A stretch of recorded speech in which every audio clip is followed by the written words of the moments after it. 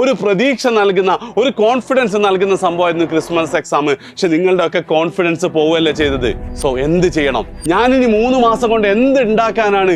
ഈ level questions വന്നു കഴിഞ്ഞാൽ ഇതിന്റെ ഉത്തരം പറയേണ്ടത് ഈ പാറ്റേൺ മാറ്റിയ ആൾക്കാരാണ്. നമ്മൾ മാറിയേ പറ്റുള്ളൂ. പാറ്റേൺ മാറിയിട്ടുണ്ടെങ്കിൽ നമ്മളും മാറണം. ക്രിസ്മസ് എക്സാമിന്റെ പാറ്റേൺ മാറിയിട്ടുണ്ടെങ്കിൽ അതിന്റെ അർത്ഥം 99% മോഡലും ഫൈനലും മാറുമെന്നാണ്.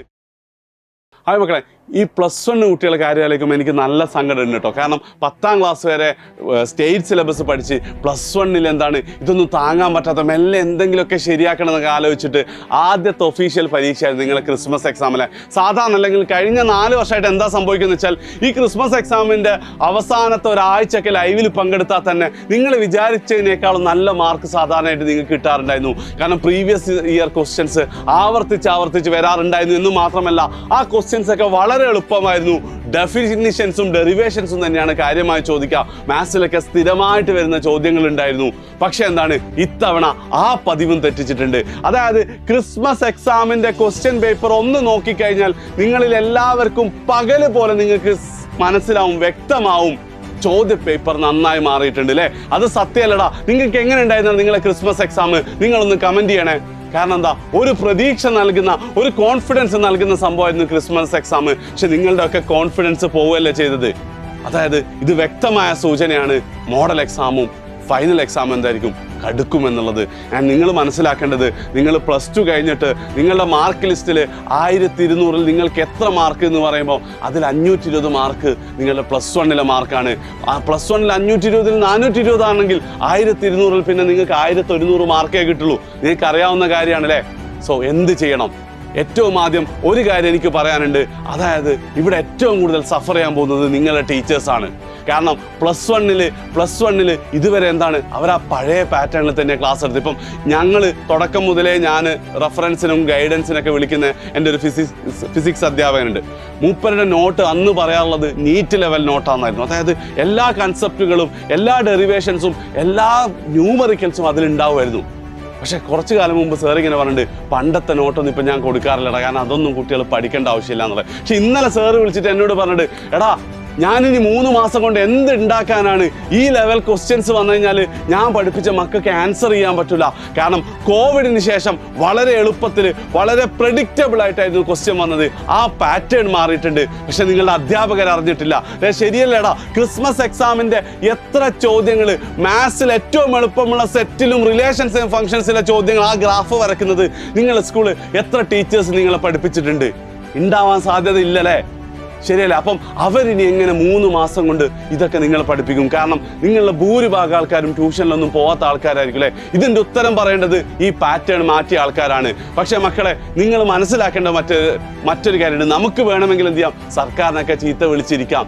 പക്ഷേ നഷ്ടപ്പെടാൻ പോകുന്നത് നമുക്ക് മാത്രം. കാരണം എന്താ വെച്ച് കഴിഞ്ഞാൽ നമ്മൾ മാറിയേ പറ്റുള്ളൂ. പാറ്റേൺ മാറിയിട്ടുണ്ടെങ്കിൽ നമ്മളും മാറണം. ഇപ്പം ഒരു എക്സാമ്പിൾ പറയുന്നത്, എഡ്യൂപോർട്ടിൻ്റെ ഏറ്റവും പോപ്പുലർ ആയിട്ടുള്ള ഒരു സംഭവമാണ് ക്രിസ്മസ് എക്സാമിന് ശേഷം നമ്മൾ സ്റ്റാർട്ട് ചെയ്യുന്ന ഞങ്ങളുടെ ബൂസ്റ്റർ ബാച്ച് എന്ന് പറയുന്നത്.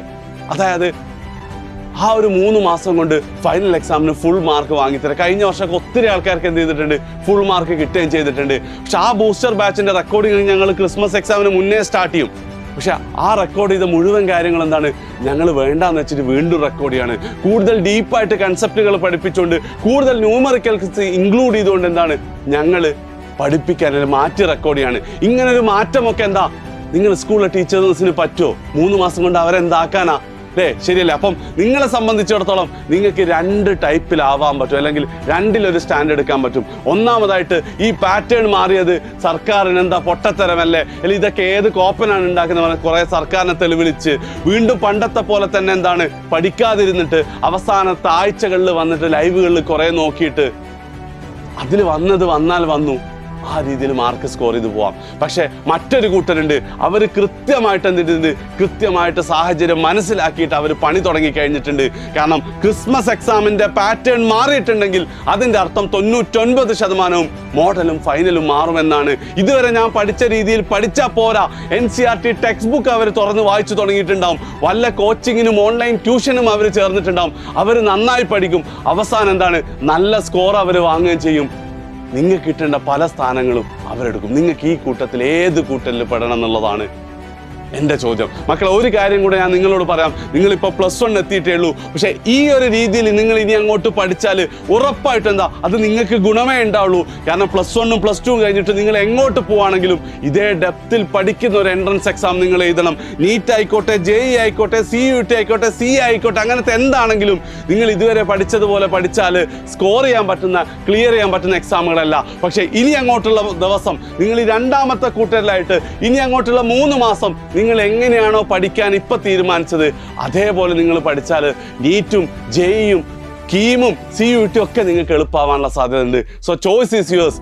ആദ്യത്തെ കൂട്ടത്തിൽ പെടണോ അതോ രണ്ടാമത്തേൽ പെടണോ എന്നുള്ളത് നിങ്ങൾക്ക് കമൻറ്റ് ചെയ്യാം. പക്ഷേ ഒരു കാര്യം ഞാൻ ഉറപ്പ് തരാം, നിങ്ങൾ രണ്ടാമത്തെ ടൈപ്പിലേക്കാണ് പെടാൻ ഉദ്ദേശിക്കുന്നതെങ്കിൽ അതിൻ്റെ കൂടെ മുഴുവൻ സപ്പോർട്ടുമായിട്ട് എഡ്യൂപോർട്ട് നിങ്ങളെ കൂടെ തന്നെ ഉണ്ടാവും. അതുകൊണ്ട് എന്ത് ചെയ്യാം, നിങ്ങൾ കോൺഫിഡൻ്റ് ആയിട്ടിരിക്കുക, പഠിക്കാൻ തീരുമാനിക്കുക. ഉറപ്പായിട്ടും നമ്മൾ ഇതും അതിജീവിക്കും, നമ്മൾ ഇതും നേരിടും. അത്രമാത്രം പറഞ്ഞുകൊണ്ട് എന്ത് ചെയ്യുന്നു, അവസാനിപ്പിക്കുന്നു. മാക്സിമം ആൾക്കാർക്ക് ഷെയർ ചെയ്യാം.